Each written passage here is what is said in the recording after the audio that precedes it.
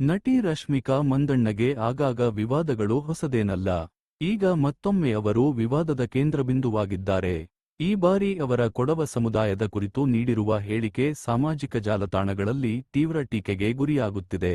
ರಶ್ಮಿಕಾ ಮಂದಣ್ಣ ಅವರು ಮೋಜೋ ಸ್ಟೋರಿಗೆ ನೀಡಿದ ಸಂದರ್ಶನದಲ್ಲಿ ನಮ್ಮ ಕೊಡವ ಸಮುದಾಯದಿಂದ ಯಾರೂ ಸಿನಿಮಾ ರಂಗಕ್ಕೆ ಬಂದಿಲ್ಲ ಅನಿಸುತ್ತದೆ. ನಾನೇ ಮೊದಲನೆಯವಳು ಎಂಬ ಹೇಳಿಕೆ ನೀಡಿದ್ದಾರೆ. ತಾವು ಚಿತ್ರರಂಗಕ್ಕೆ ಬರುವ ನಿರ್ಧಾರವನ್ನು ಕುಟುಂಬಕ್ಕೂ ತಿಳಿಸದೆ ಮೌನವಾಗಿ ತೆಗೆದುಕೊಂಡಿದ್ದಾಗಿ ಹೇಳಿದ್ದಾರೆ. ಆದರೆ ಈ ಹೇಳಿಕೆ ಇದೀಗ ಸಾಮಾಜಿಕ ಜಾಲತಾಣಗಳಲ್ಲಿ ತೀವ್ರ ವಿರೋಧಕ್ಕೆ ಗುರಿಯಾಗಿದೆ. ನೆಟ್ಟಿಗರು ಇದನ್ನು ಅಜ್ಞಾನದಿಂದ ಕೂಡಿದ ಹೇಳಿಕೆ ಎಂದು ಟೀಕಿಸುತ್ತಿದ್ದು, ಕನ್ನಡ ಚಿತ್ರರಂಗದ ಇತಿಹಾಸವನ್ನು ಕಡೆಗಣಿಸಿದಂತಹದ್ದು ಎಂದು ಆಕ್ರೋಶ ವ್ಯಕ್ತಪಡಿಸುತ್ತಿದ್ದಾರೆ.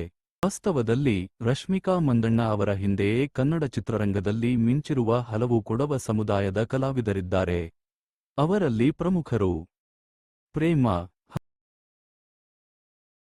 ಹರ್ಷಿಕಾ ಪೂಣಚ್ಚ, ಡೈಸಿ ಬೋಪಣ್ಣ,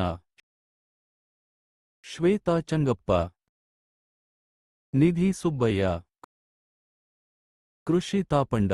ಈ ಎಲ್ಲರೂ ಕೊಡವ ಸಮುದಾಯದ ಹೆಮ್ಮೆ. ಅವರಿಗೆ ತಮ್ಮದೇ ಆದ ಹೆಜ್ಜೆಗುರುತು ಚಿತ್ರರಂಗದಲ್ಲಿ ಇದೆ. ಈ ವಾಸ್ತವಾಂಶಗಳ ನಂತರವೂ ರಶ್ಮಿಕಾ ತಮ್ಮ ಹೇಳಿಕೆಯನ್ನು ಮರುಪರಿಶೀಲಿಸುತ್ತಾರಾ ಎಂಬುದು ಕಾದು ನೋಡಬೇಕಿದೆ. ಆದರೆ ಇತ್ತೀಚೆಗೆ ಕನ್ನಡ ಮತ್ತು ಕೊಡವ ಸಮುದಾಯದ ಬಗ್ಗೆ ಅವರ ಮಾತುಗಳು ಅವರನ್ನು ನಿರಂತರ ಟೀಕೆಗೆ ಗುರಿಯಾಗಿಸುತ್ತಿವೆ ಎಂಬುದು ಸತ್ಯ. ನಿಮ್ಮ ಅಭಿಪ್ರಾಯವೇನು? ಈ ಹೇಳಿಕೆ ಸರಿಯೇ? ದಯವಿಟ್ಟು ಕಾಮೆಂಟ್ ಮಾಡಿ.